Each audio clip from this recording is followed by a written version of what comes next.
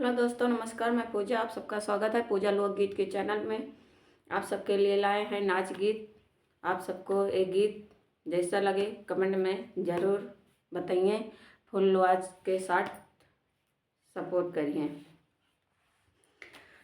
ठंडी में जाड़ा सतावे बलम तारी सुदिया आवे।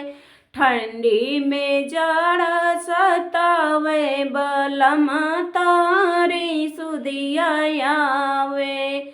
जब हम गईले रामा रसैया, जब हम गईले रामा रसैया, जवना मानो नहीं भावे बलम तारी सुदिया आवे।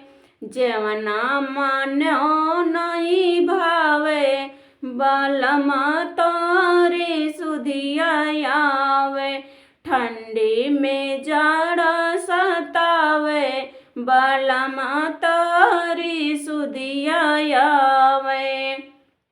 ठंडी में जाड़ा सतावे बलम तारी सुदिया आवे।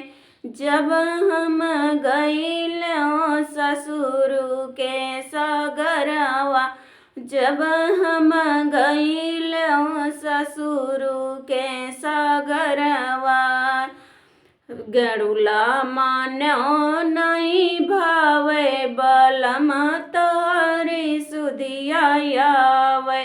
गरुला मानो नहीं भावे बलम तारी सुदिया आवे।